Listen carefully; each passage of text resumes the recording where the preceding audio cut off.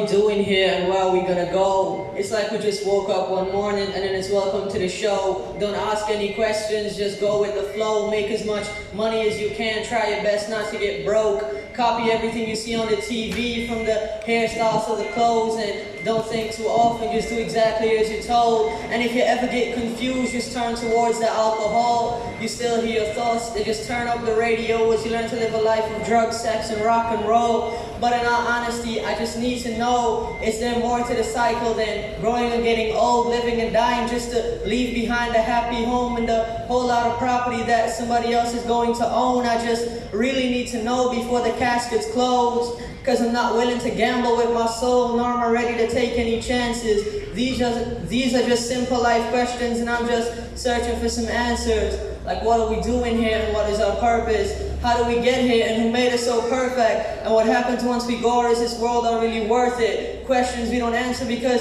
apparently we don't have to. There's no purpose to this life, and our existence is merely natural. Then in that case, please let me ask you, did you create yourself, or was it somebody else who fashioned you? Because you're a being that's impeccable, faultless, and unparalleled. You're a product of supreme intelligence, and I'm merely being rational, for there isn't a camera on this earth that can come close to a human eye, nor a computer that can compete alongside the human mind. And if the whole world was to come together, they wouldn't be able to create a single fly.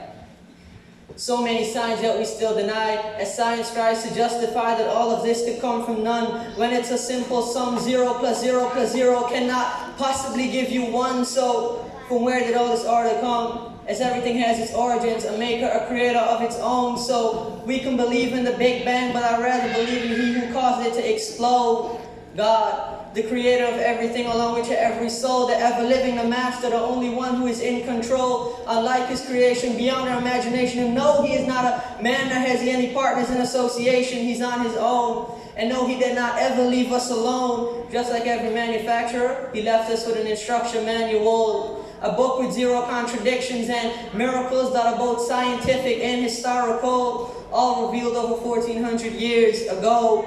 From the detailed description of the human embryo, to the mountains as pegs holding firm the earth below, to the 2 seas that don't mix in a completely separate flow, to the planets in their orbit, alternating night and day as they stay in flow, to the expansion of the universe and the creation of everything from H2O, from the stories of the past and the preservation of Pharaoh, to identify the lowest point in the land where Persia defeated Rome, and the gushing fluid that created man, and the glands between the ribs and the backbone, and not a word has changed. It's still the same, so please explain how all of this was known over 1400 years ago to a man who couldn't read or write, as he would recite whatever the angel spoke. And you still don't believe, so please try to come up with something close, but you can't. So we took God as a mockery and His messages as a joke, dismissed His scriptures as legends and tales of the ancient folk, as we live according to our whims, desires, and hopes, saying that this life is the only home we will ever know, that we will live, then die, and simply turn to bones.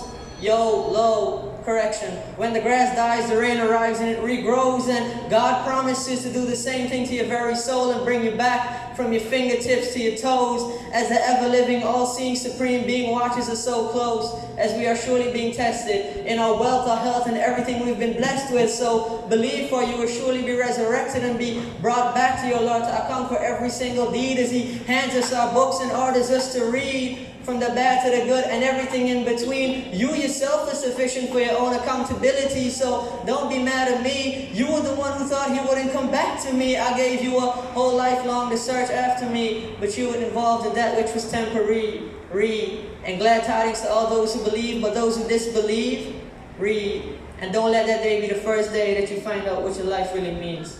Read. Thank you.